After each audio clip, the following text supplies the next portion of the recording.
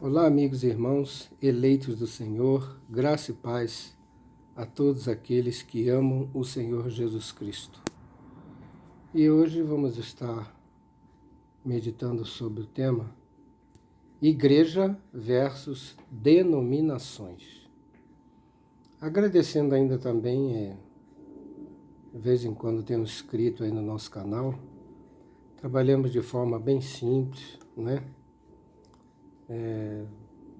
Nosso canal não é muito sofisticado, são gravações de vídeos aqui falando das verdades do Evangelho da Graça de Deus. Mas vale lembrar esses poucos inscritos que nós temos no nosso canal, que Deus abençoe grandemente, o nosso agradecimento e vamos continuar compartilhando, né? Unidos como devemos ser como Igreja do Senhor. Muito bem. Então o tema se faz necessário, essa conversa, esse diálogo, pode ser até se tornar um debate, mas visto que nós temos hoje, principalmente no Brasil e no mundo, mas no Brasil está crescendo bastante as denominações evangélicas e a gente precisa pensar sobre esse assunto. Porque para uma pessoa que pega a sua Bíblia e se dirige à sua igreja no domingo, para ele está tudo bem. Ele considera que ele está indo para a igreja do Senhor, que ele está indo lá num lugar para adorar a Deus. E é exatamente esses conceitos que a gente precisa corrigir pela revelação da graça de Deus, que estão especialmente nas cartas de Paulo. Então hoje ainda, meditando numa das cartas de Paulo aos Colossenses, lá no finalzinho do capítulo 4, no final da carta já, quando Paulo começa a dar as saudações e despedidas, saudando os amigos, irmãos, cooperadores, e ele cita ali um versículo interessante, ele fala, saudai a ninfa, depois de falar dos irmãos de Laodiceia, saudai a ninfa e a igreja que está em sua casa. Então, só de ver esse versículo, a gente devia ficar bem claro para nós hoje que igreja não é um local físico. A igreja não se reúne em templo. Pelo contrário, a igreja é o templo. Paulo escrevendo aos Coríntios, no capítulo 6, primeira carta de Paulo aos Coríntios, capítulo 6, no final do capítulo ele corrige, ele faz uma pergunta, uma indagação para os coríntios. Naquela época ele fala, não sabeis que vós sois o templo de Deus e que o Espírito de Deus habita em vós? Essa pergunta ecoa pelos séculos e chega até nossos dias, no Brasil, no ano de 2022. Porque as pessoas, muitas, às vezes ingenuamente, às vezes desavisadamente, eles vão naquela sinceridade, como já falei, frequentam uma igreja e ele acha que ele faz parte, frequentando aquela igreja, que ele faz parte da igreja de Cristo. E não é nada disso, ele está indo numa denominação evangélica. E muita gente, e dependendo da denominação, a pessoa é fiel ali. E aí, como eu sempre já falei em outros vídeos, em outras meditações, a gente está sempre lembrando. É terrível esse negócio de denominação, porque denominação não tem na Bíblia. Não tem na Bíblia nenhuma denominação, nenhuma. Igreja Batista, Igreja Assembleia de Deus, Adventista, Presbiteriano, Wesleyana, isso tudo são agora, ultimamente tem surgido as tais igrejas apostólicas. E por que eles colocam esse nome? Para chamar mais atenção. Porque eles querem notoriedade, ganhar notoriedade.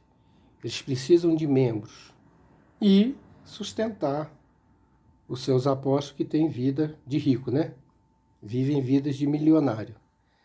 Quer dizer, como é que uma pessoa frequenta um lugar desse e pode considerar que aquilo ali é uma igreja de Deus.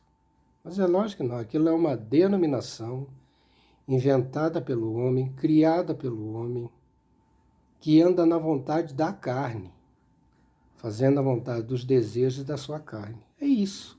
Denominação é isso.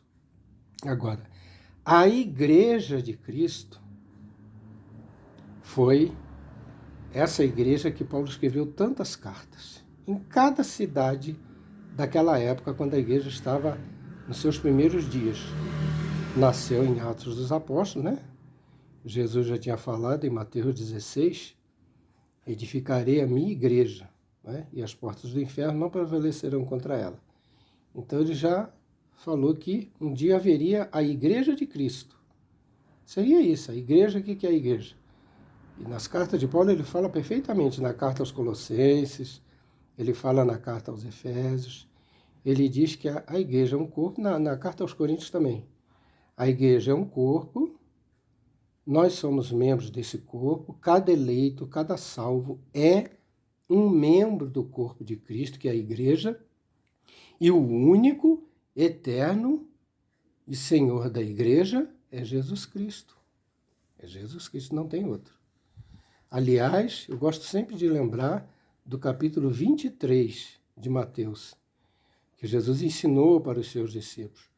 Não chamem ninguém de mestre de Cristo, porque um só é o vosso mestre, que é o Cristo, e todos vocês são irmãos. Então Jesus considerou iguais todos. Todos os membros são iguais. Não tem ninguém superior a ninguém. O grande e poderoso na igreja é só um, que é Jesus Cristo. Diferente das denominações. Na denominação, a gente tem liderança, a gente tem diretoria, a gente tem quem manda e quem obedece. E geralmente é um pastor que está na frente da igreja. E tudo na igreja gira em torno desse pastor. Não adianta querer negar, não, o pastor é só um servo de Deus, o pastor é alguém vocacionado para aquilo. Não teria problema nenhum, porque vocação, dom, habilidade, cada um de nós possuímos, não tem problema. E devemos usar nossas habilidades para a edificação dos nossos irmãos, para dar as mãos e a gente ir nessa caminhada com Deus, dirigidos pelo Espírito Santo aqui, enquanto aqui estivermos, né? Até naquele dia que estaremos para sempre com Ele. E muito embora já vivemos com Ele aqui, não é? Porque se nós somos o templo, então vivemos na presença de Deus. Nós é que prestamos o verdadeiro louvor e adoração a Deus, em espírito e em verdade, conforme está no livro de João, capítulo 4. Jesus ensinou que a igreja dele adora os adoradores, os verdadeiros. Isso é que é uma palavra tremenda. Ele falou para aquela mulher samaritana, no capítulo 4 de João. Os verdadeiros adoradores adoram o Pai em espírito e em verdade. O mais tremendo e sensacional dessa declaração de Jesus é que ele fala isso numa época e num momento que o templo em Jerusalém está de pé, está funcionando. Está lá o ofício sacerdotal, os escribas, os fariseus, os levitas, estão no templo ministrando a Deus, religiosamente falando. Denominação é religião. Denominação é fazer os filhos de Deus voltarem para o Antigo Testamento, voltarem para antes da cruz. Porque hoje mesmo eu estava compartilhando com alguns irmãos aqui no WhatsApp sobre o versículo do Salmo 122, verso 1. Alegrei-me quando me disseram, vamos à casa do Senhor. Estes salmos lá no Antigo Testamento, começando talvez no Salmo 120 até o Salmo 130, um pouco mais, eram os salmos conhecidos como salmos de romaria, os salmos dos degraus, cântico dos degraus. Eles iam entoando esses salmos, esses louvores, enquanto se encaminhavam para o templo de Jerusalém, que era o centro da adoração naquela época, naquele tempo. Eles iam lá adorar a Deus. Isso era Antigo Testamento. No Novo Testamento, Jesus trazendo a graça de Deus para nós, livro de João, capítulo 1, verso 17, A lei foi dada por Moisés, a graça e a verdade vieram por Jesus. E nas cartas de Paulo essa graça está mais evidenciada, ele dá mais detalhes, ele dá pormenores. Como que é viver na graça de Deus, no Evangelho da Graça. A denominação ensina a gente a viver na carne, né? A denominação diz que a igreja tem uma localização geográfica, humana, física, material. E isso aí é religiosidade humana, que não tem nada que ver com servir a Deus, com o reino de Deus, nada a ver. Até porque toda e qualquer denominação tem como referência um historiador, um reformador, um teólogo, alguém como é o caso dos calvinistas. As pessoas seguem o calvinismo. Se tornou um movimento religioso, calvinismo. Calvinismo segue o quê? As ideias, as doutrinas de João Calvino. Um homem que viveu aí na Idade Média aí, e um reformador, né? E aí as pessoas seguem isso. Mas aí vem a pergunta, tem calvinismo na Bíblia? Não. Mesma coisa é arminianismo, a doutrina do livre-arbítrio, é de Jacobus Armínio. Também é um homem, um teólogo, um reformador, um homem muito inteligente. Agora eu vou seguir as doutrinas de Armínio? Tem arminianismo na Bíblia? Não tem. Então eu tenho que seguir os ensinamentos do Evangelho da Graça de Deus, como revelados a Paulo, para a igreja, para os gentios. Né? E ainda prestando atenção que muita coisa Paulo falou também lá para a sua época. Não dá para a gente trazer para hoje. Como diz o nosso querido irmão André, a gente não pode descontextualizar a Bíblia. É igual esse aí, Salmo 122. Como é que você vai falar isso hoje? As pessoas falam, tem até cânticos falando isso, que os crentes cantam hoje aí, para frequentar as denominações. Alegrei-me quando me disseram, vamos à casa do Senhor. Mas que casa do Senhor que eu vou? Não tem mais casa do Senhor. Porque o templo de Jerusalém, que era considerado casa do Senhor, ele não existe mais. Ele veio abaixo pelo juízo de Deus no ano de 70 da era cristã. No ano 70, nós estamos em 2022. Acabou casa de Deus, templo. E aí, 2 vezes uma declaração bombástica no livro de Atos dos Apóstolos. No capítulo 7, primeiro, Estevão perante o Sinédrio, ensinando para aqueles doutores da lei, sendo julgado por eles, e ele foi apedrejado e morto. Mas ele, antes de morrer, declarou, Deus não habita em templos feitos por mãos de homens. De novo, e o templo de pé lá em Jerusalém. E ele declarou isso. Já naquela época, já era considerado assim, que quem serve a Deus é em espírito e em verdade. Não é em templo nenhum. A igreja de Cristo não tem lugar sagrado para ir, não tem casa de Deus para ir, não tem templo para frequentar, não tem, senão não é igreja de Cristo. Agora, Paulo fala aos Colossenses, saudai a ninfa e a igreja que está em sua casa. Então a igreja se reunia na casa de Ninfa. Não é que a casa de Ninfa era uma igreja, não é isso, é diferente. Não havia denominações. Paulo, quando escreve suas cartas aos Coríntios, aos Colossenses, Tessalonicenses, Filipenses, isso tudo são nome de cidades, não são nome de denominações. Filipos era uma cidade daquela época. E Paulo, pregando ali o Evangelho da Graça de Deus, formou-se ali uma igreja. Quem é a igreja? As pessoas, formada dos eleitos de Deus, dos servos de Deus, dos filhos de Deus, que tinham comunhão uns com os outros e que meditavam. Mas quem que os liderava? O Senhor Jesus. Eles eram templo e nós, igual como hoje, nós somos templo do Espírito Santo. Quem nos orienta? O Espírito de Deus que habita em nós. Nós não precisamos de nenhuma liderança humana. Não precisamos de hierarquia na igreja, como acontece nas denominações. Tem pastor, vice-pastor, tem até pastor presidente. E para quê? Para privilégios. Para privilégios. Para ele ter poder, para ele mandar. Haja vista que, não sei se alguém conhece, a gente não conhece nenhum pastor pobre, né? É engraçado isso, interessante isso. Paulo passou necessidade, o apóstolo Paulo, que foi usado por Deus para lançar os alicerces da igreja cristã. Paulo passou necessidade, Paulo passou fome, Paulo passou escassez, por amor do evangelho da graça de Deus. E deu a vida e morreu. Todos os apóstolos foram martirizados por causa da igreja do Senhor. Agora, hoje, os líderes nas denominações, eles tiram proveito da igreja. Eles vivem à custa dessa igreja, que eles dizem que é a igreja, que é uma denominação humana, né, inventada por homens, para fazer os filhos de Deus andar na carne, nas obras da carne. A verdade é só essa. E não adianta, porque leva a Bíblia, pega a Bíblia e vai para a igreja.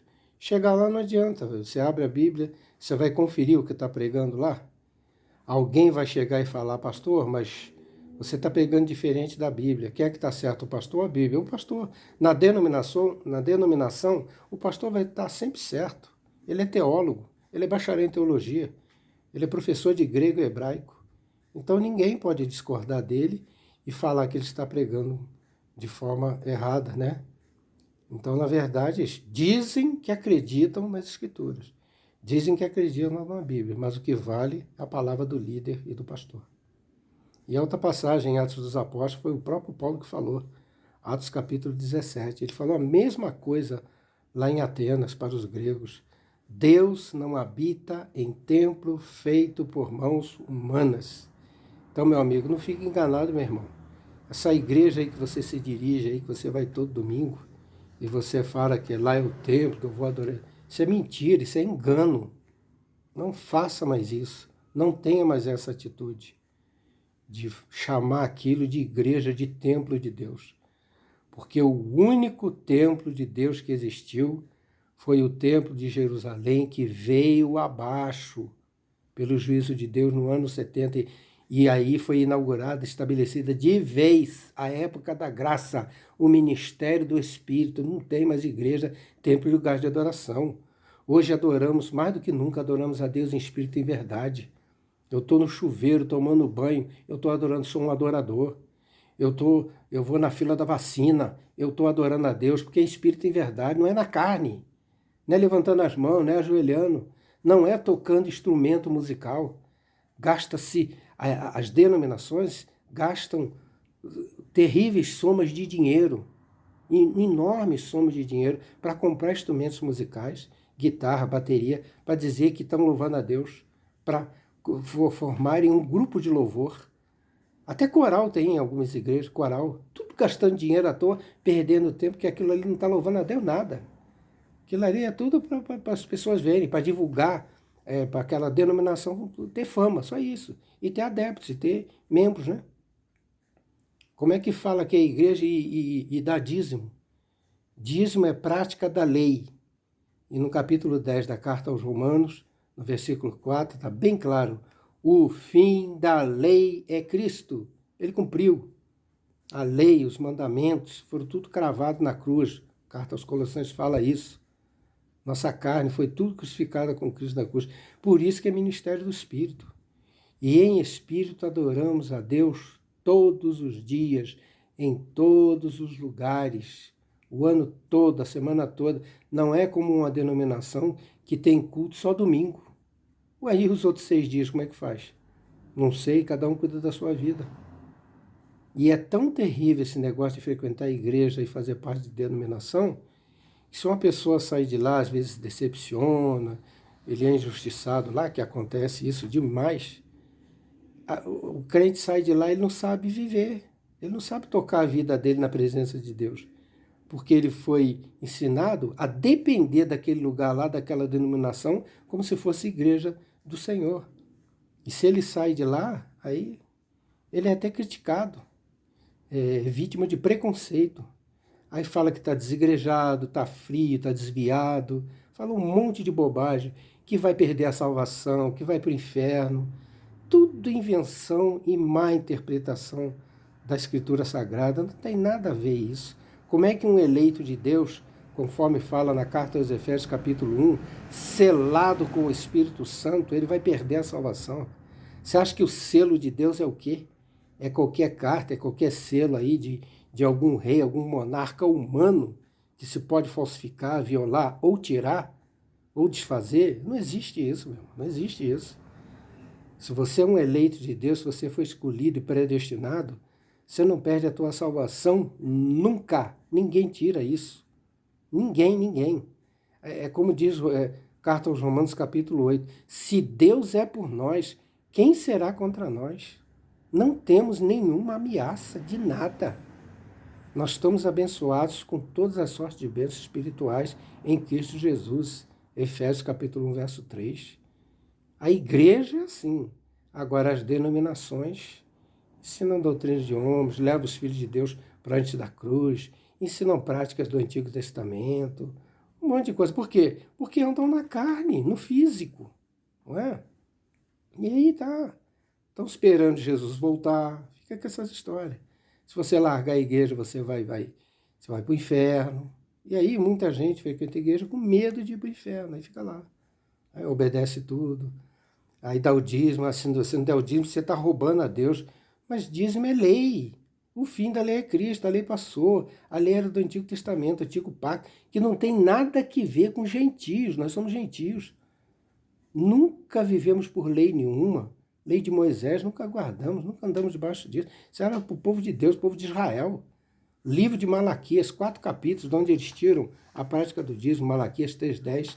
Trazei todos os dízimos à casa do tesouro. Mas Deus falou isso para a igreja? Ou falou isso para o povo de Israel? É só ler Malaquias capítulo 1, verso 1.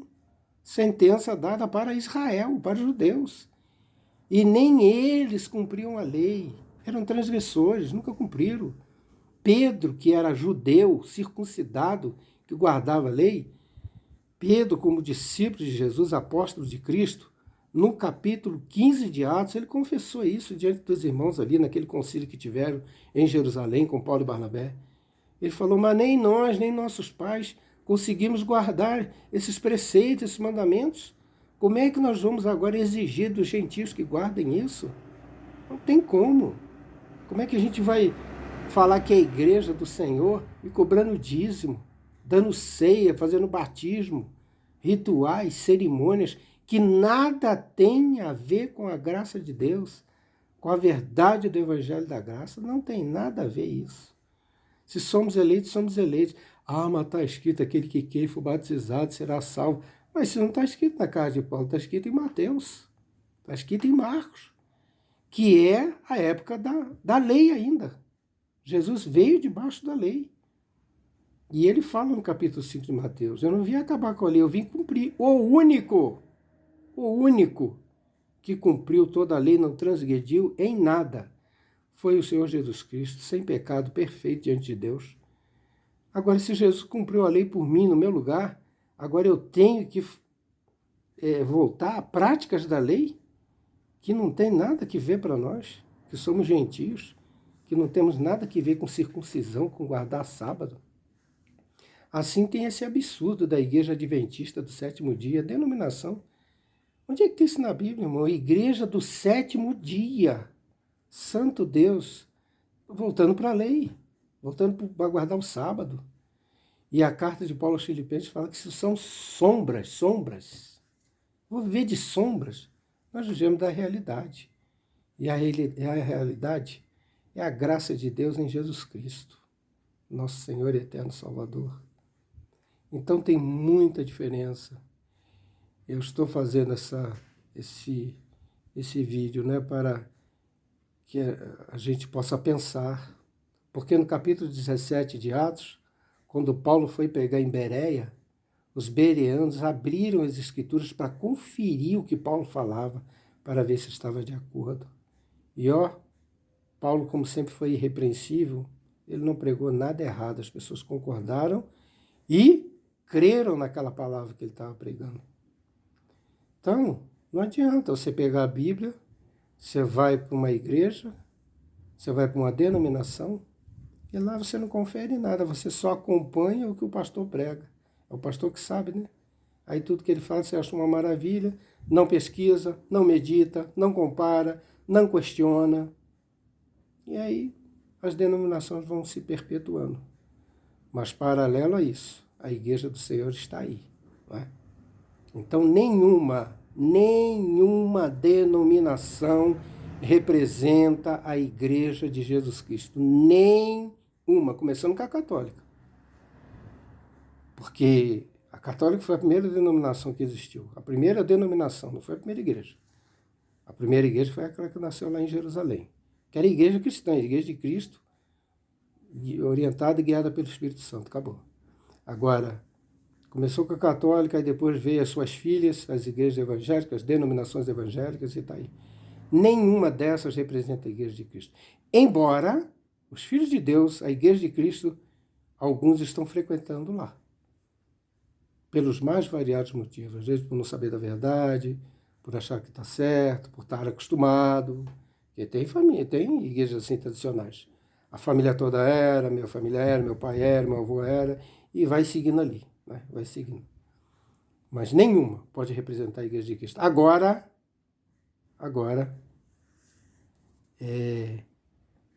a igreja é a igreja de Cristo, soberana, que não se curva à denominação. Ela não tem denominação. Somos igreja e ponto final. Eu nunca gostei, eu sempre achei até estranho, quando eu chegava no lugar, quando eu frequentava a igreja, às vezes chegava lá numa igreja, o irmão está aqui, qual o seu nome, irmão? O irmão é de qual igreja? Eu achava isso um absurdo, sempre achei. De qual igreja? Mas quantas igrejas existem? É a confusão que fazem. Denominações tem milhares pelo mundo afora. Agora, a igreja é só uma, que é a igreja do Senhor Jesus, que anda pela graça de Deus. Aliás, são termos usados nas cartas de Paulo. Ele se refere à igreja de Deus, à igreja de Cristo, e ele chama a igreja, sabe como é que ele se refere aos irmãos? Aos santos que estão em Corinto, aos santos que estão em Colossos. A igreja de Cristo, os membros do corpo de Cristo, que é a igreja, são santos, irrepreensíveis, perfeitos. Né? Agora, e quem frequenta a denominação? Você chega numa igreja e o pastor fala que você é pecador. Ele não fala que você é santo, contradizendo a palavra da graça. Porque nas cartas de Paulo, todas, isso é lindo demais, gente. Todas as cartas de Paulo, aos santos que estão em Tessalônica, aos santos que estão em Filipos. Todas as cartas de Paulo são assim.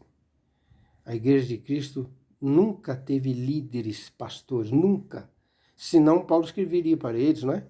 Porque hoje é assim, se você escreve uma carta para a igreja, tem que mandar para o pastor, o representante oficial. Paulo escrevia para a igreja, para os filipenses, para todos os irmãos de Filipos, daquela cidade.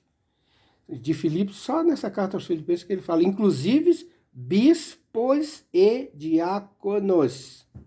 Nem fala pastores, né? Porque bispos são supervisores, não são líderes, não são donos da igreja. Os pastores hoje são verdadeiros donos, fazem o que quer. Se alguém quer contrariar eles, ele expulsa, a corda arrebenta do lado mais fraco e acabou. E o que vale é a igreja do pastor. Eu passei isso demais, de monte, em denominação. Glória a Deus. Estou liberto, estou livre. Esse fardo Deus tirou da minha vida para mim falar livre do Evangelho da Graça de Deus e poder esclarecer meus irmãos que ainda estão frequentando esses lugares aí. Mas não tenha medo. Se alguém pensa em largar, deixar de frequentar uma denominação, você não vai ficar desamparado de nada, você vai continuar sendo um filho de Deus, você vai continuar na presença de Deus e adorando a Deus em espírito e verdade. Não é na carne, não. Não é no físico. Não é chegando lá, essas denominações é assim, a pessoa chega na igreja, vira de costa para lá e enfia a cara no banco, na cadeira para orar. Ué, mas tem fórmula para orar, tem posição física para orar. Até no livro de Mateus, capítulo 6, Jesus ensinou, quando tu orar, entra no teu quarto, fecha a tua porta e ora a Deus, Deus que te vem em oculto te recompensará. Jesus falou para orar, ele não falou ser sentado, com o olho aberto, com o olho fechado, com a mão levantada. Isso é irrelevante. Físico, carne, na obra de Deus, é irrelevante. O que conta é as coisas serem realizadas em espírito e em verdade. Chegando a seu final, terminando essa meditação, desejando que o teu coração se alegre bastante na presença de Deus e que o Espírito Santo te esclareça cada vez mais. Amém.